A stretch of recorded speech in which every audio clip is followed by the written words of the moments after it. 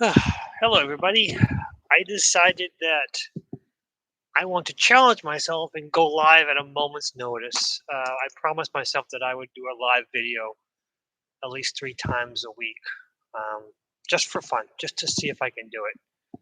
And it was Friday, and I didn't feel like going live for a while. And I decided, the day's almost over.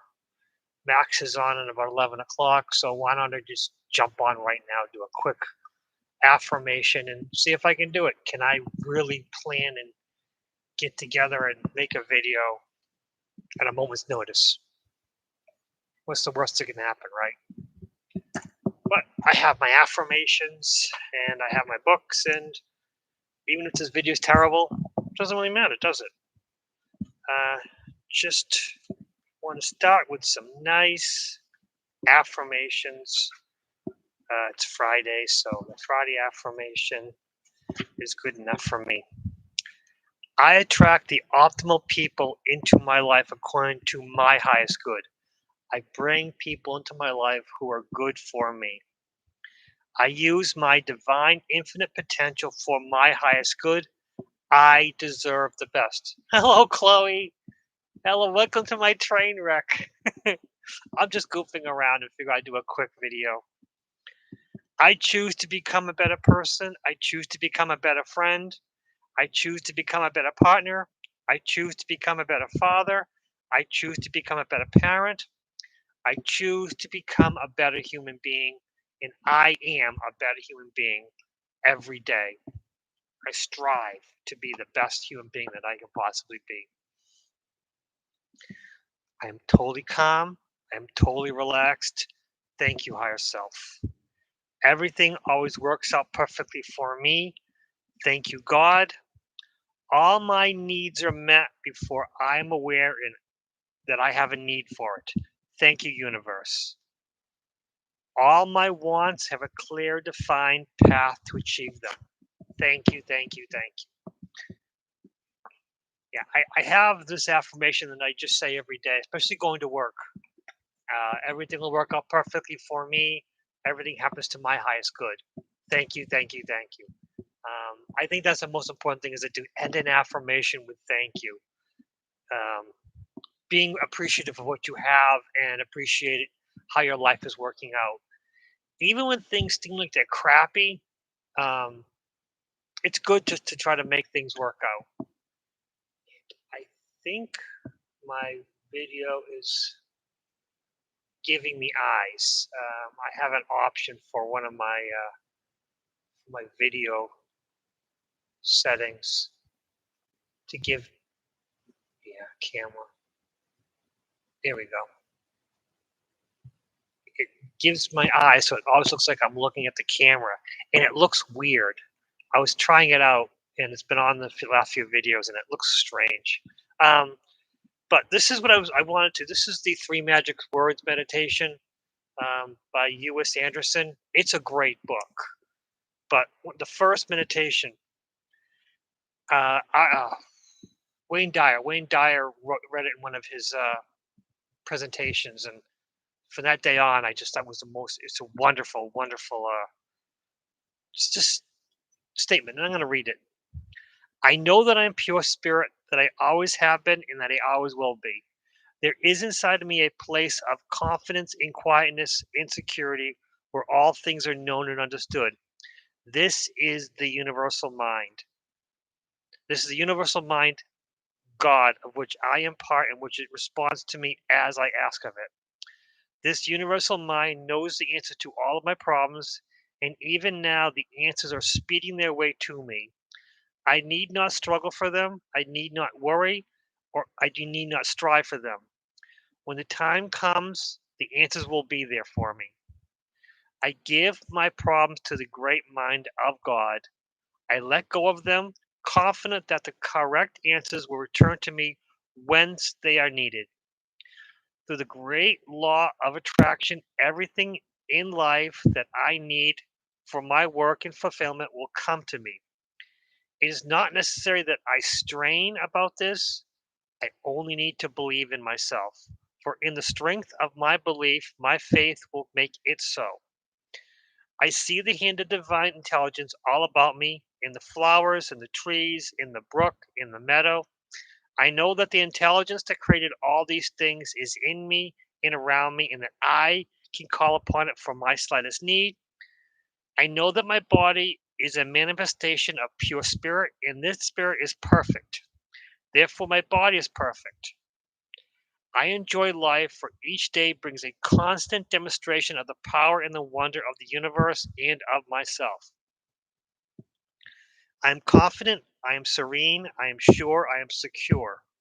No matter what obstacle or undesirable circumstance crosses my path, I refuse to accept it, for it is nothing but an illusion.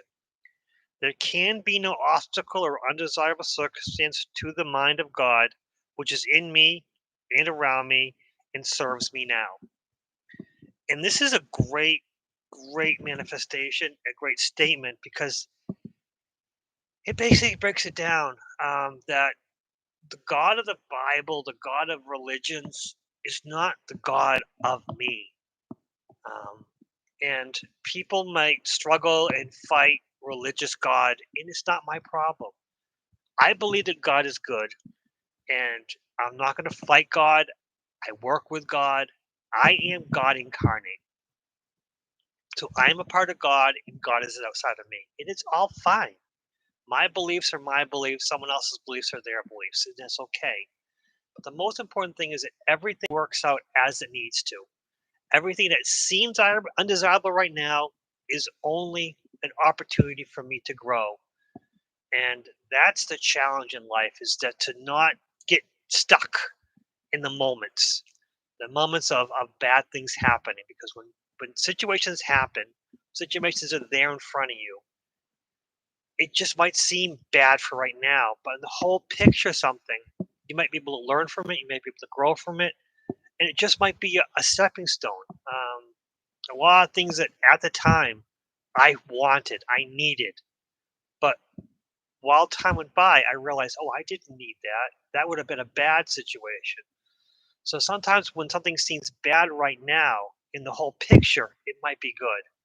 And we have to learn from that. We have to grow from that. We have to be better in ourselves and just take every moment as they are. When a situation seems negative right now, use it to grow, use it to expand your mind and your knowledge, and don't let it pull you down. Because when bad things happen, sometimes they pull you down and make it worse. And sometimes situations that seem bad are actually not bad at all. It's just how what you do with it, what you create from it. For me at work, whenever I get, because I am, because of my job, I'm the go-to guy when stuff happens. I'm the person they call and, okay, how do we deal with this?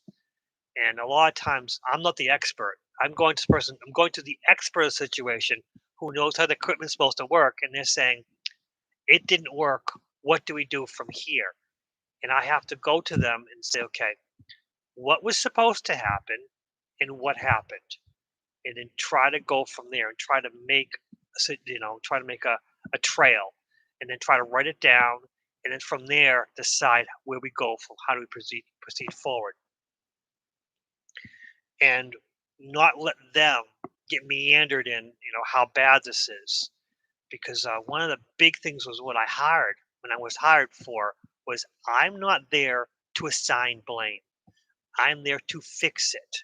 So when someone comes to me and there's a problem, I want them to call me right away, rather than try to defend themselves. Because a lot of times when someone makes a mistake, they're so afraid of getting in trouble that they try to, not so much cover it up, but try to fix it in the moment.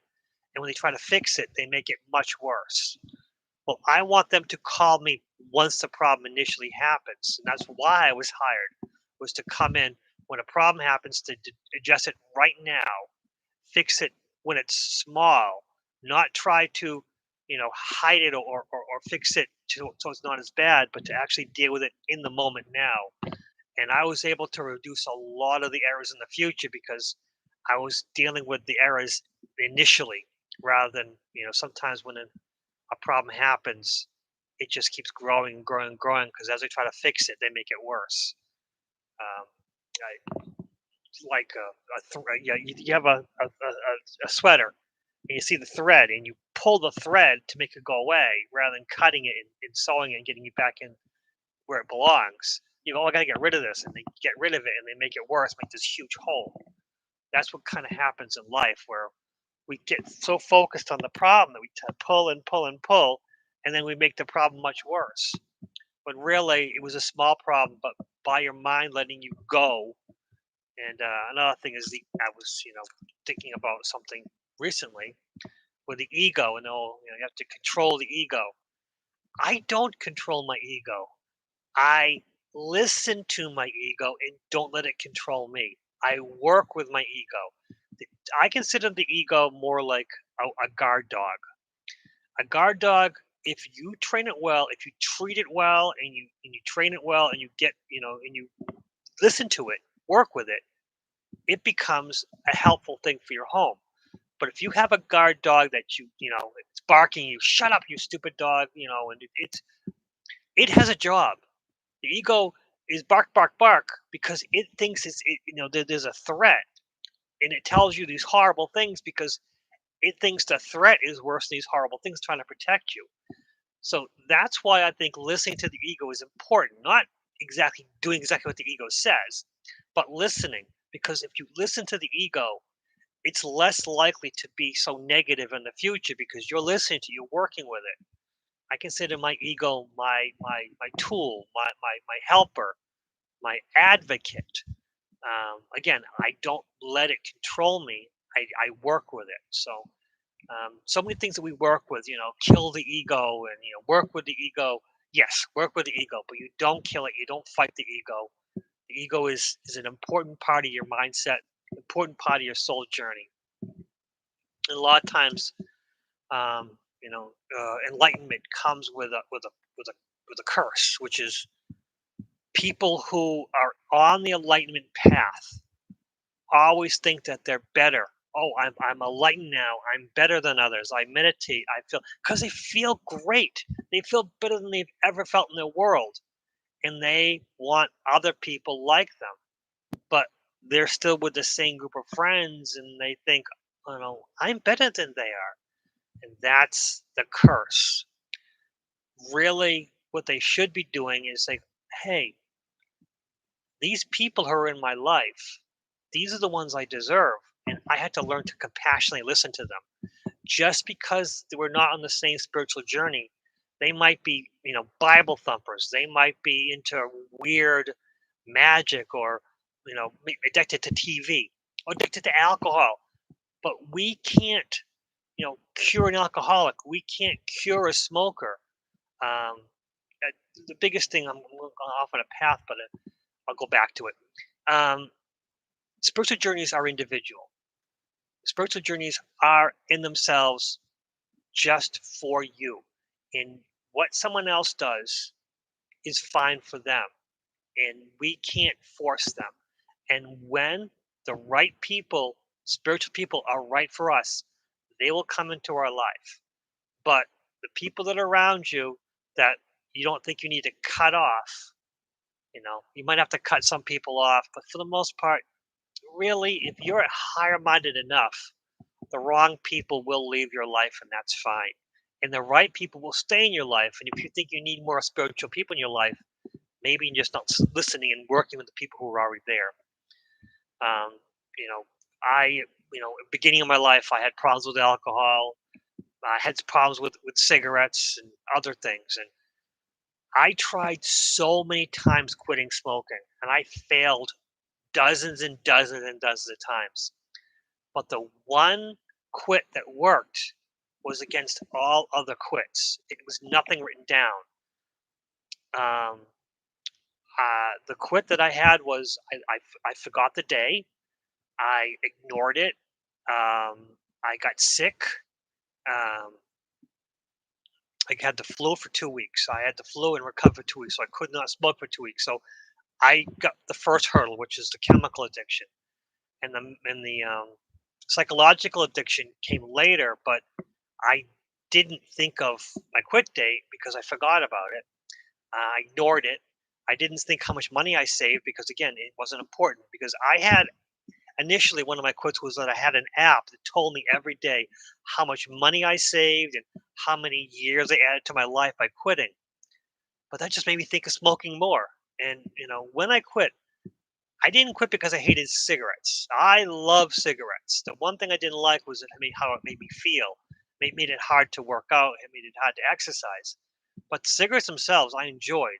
How I got into cigarettes was I enjoyed having a nice cigar. But again, I gave up all forms of nicotine because I didn't want to follow that path. Because one of my quits, where I quit for 2 years, and I started back on cigars because that was once in a while thing, no big deal. But then it became that hit.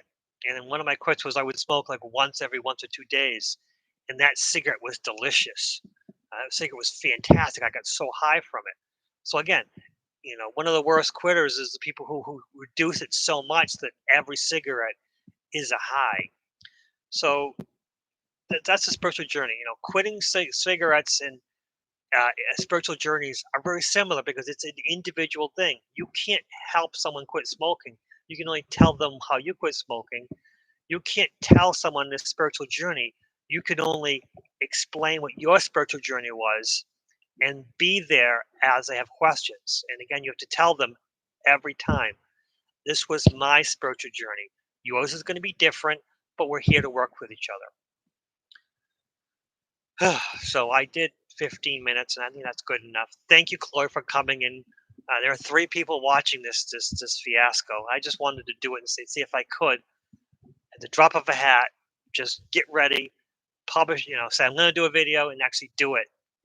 I could do a couple more affirmations, but I just wanted to prove a point that I actually do a stream, a live stream with just very little preparation. It's not great, but it's fun. So everyone out there, if you watch this in the future, I appreciate you watching this. Oh, most important thing, if you got this far, you deserve some positive. Where's my positive thing? I want to put some positive, loving energy into everyone watching this video. Okay, here we go. If you're watching this video, you deserve 59 doses of happiness. So here you go. I hereby command that only people who are fun-loving, confident, joyful, happy, and carefree and peaceful be around you who watch this video. You receive a full 59 doses of happiness. Those who cannot be happy or choose not to be happy must stay far away from you. Those without happiness, no, yeah, who come anywhere near you and see you will receive a full 59 doses of happiness.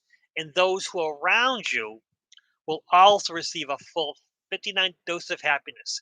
It'll take no happiness from yourself. It'll just be replicated, and they will get a full 59 doses of happiness. All workers and servers that interact with you will always be happy, fun-loving, carefree, relaxed. Everyone in your presence will treat each other with dignity and respect. Thank you, thank you, thank you. It is done, it is done, it is done. Hello, Pajo. Welcome to my live stream. So, so everyone watching this, you receive a full 59 doses of happiness in your life. You're going to be full of 59 doses of happiness that's going to stick with you for the whole week. Keep hitting my microphone. So just by watching this, you receive happiness in your life, and you spread happiness wherever you go without taking any happiness from yourself. Because that's the funny thing about joy and happiness and peace. When you have it, it replicates into those around you without taking anything from you. It just kind of duplicates and spreads to them, and they can spread it to others. That's the wonderful thing about being positive and joyful. So go out in the world and be positive. Maybe not tonight, but tomorrow. So, you can like this, you can hate this. Most important, what's next?